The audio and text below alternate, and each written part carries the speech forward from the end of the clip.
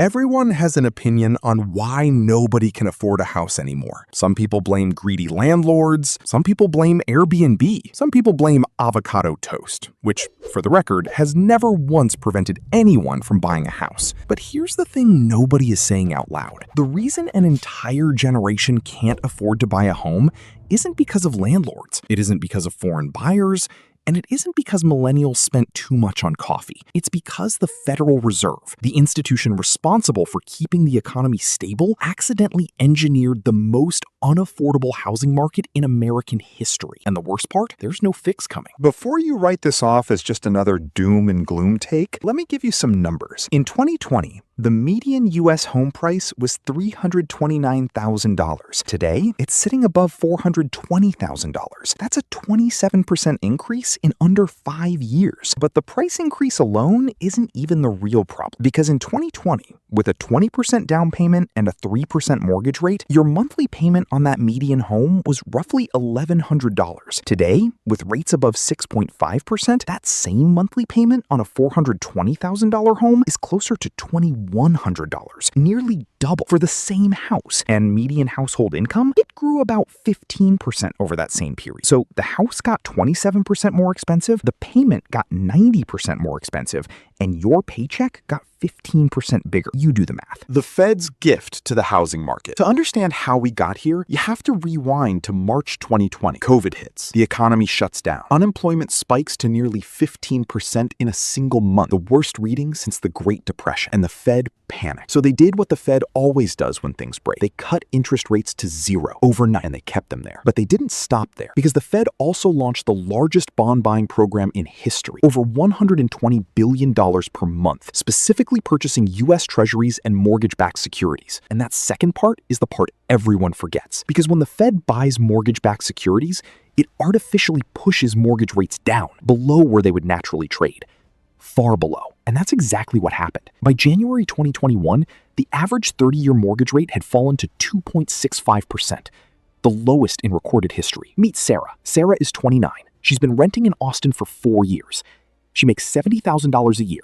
She has $40,000 saved. At a 2.65% mortgage rate, Sarah can afford a $320,000 home with a monthly payment she can actually live with. So Sarah buys, and so does everyone else. Demand explodes, inventory collapses, and home prices do something they haven't done since the mid-2000s. They go completely vertical. The Fed's mistake. Now here's where the story gets interesting. Because while prices were going vertical, something else was building underneath the surface. Inflation. By mid-2021, inflation was already running above 5%. By June 2022, it hit 9.1%, the highest reading in 40 years. And the Fed, which had spent 2 years telling everyone inflation was transitory, suddenly realized it wasn't. So they did what the Fed does when inflation runs hot. They hiked fast. Between March 2022 and July 2023, the Federal Reserve raised interest rates 11 consecutive times, from essentially zero to 5.25, 5.50%, the fastest hiking cycle in modern history. And mortgage rates followed. That 2.65% rate Sarah locked in, gone. By October 2023, the average 30-year mortgage rate had hit 8%, the highest since 2000. And here's where the Fed accidentally created a trap that the housing market has never seen before. Because Sarah and roughly 85% of all existing mortgage holders locked in rates below 4% during the cheap money era, which means if Sarah sells her house, she has to give up her 2.65% mortgage and take on a new one at 6.5%. Her monthly payment doesn't just go up a little, it nearly doubles. So Sarah doesn't sell, and neither does anyone else. This is what economists call the lock-in effect. And it's the reason housing inventory hasn't recovered, not because people don't want to move, but because the math of moving makes absolutely no sense. And when existing homeowners won't sell, inventory stays near historic lows. And when inventory stays near historic lows, prices stay elevated, even as affordability collapses. The Fed didn't just create a bubble. They accidentally built a cage around it. Why this doesn't fix itself. Now, here's the part where most financial media says something like, "Don't worry, once the Fed cuts rates, housing will recover." And that is, respectfully, completely wrong. Because there were 3 reasons the traditional fix doesn't work this time. 1. The rate cut math doesn't add up. Even if the Fed cuts rates back to 4%, which would be aggressive, mortgage rates would likely land somewhere around 5.5 to 6%, because mortgage rates aren't set by the Fed. They're anchored to the 10-year Treasury yield. And as I've covered on this channel before, long-term yields have their own supply and demand problem. So a Fed rate cut doesn't automatically mean cheap mortgages. 2. Lower rates would reignite demand before supply recovers.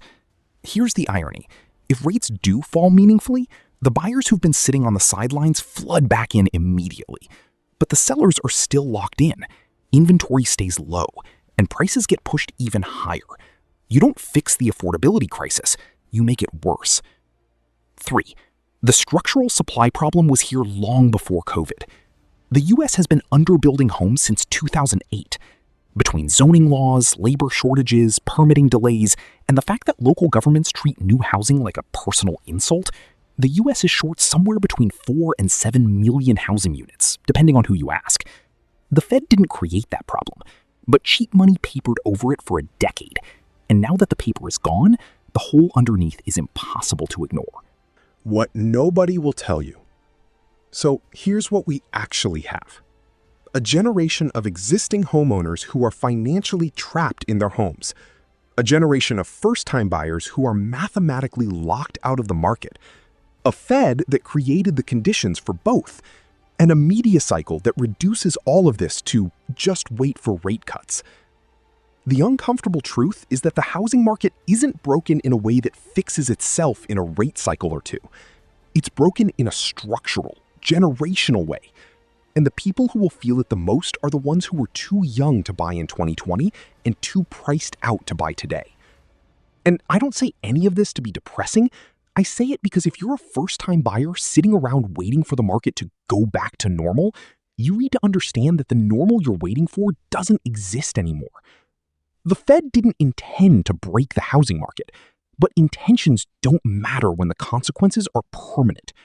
And that's what traditional financial media won't tell you, because rates will eventually come down and everything will be fine gets more clicks than the most important asset class for middle-class wealth building has been structurally damaged, and nobody has a real plan to fix it. So if you want the version of finance that doesn't insult your intelligence, hit subscribe, because this is the channel for people who want to actually understand what's happening, not just the version they want you to believe.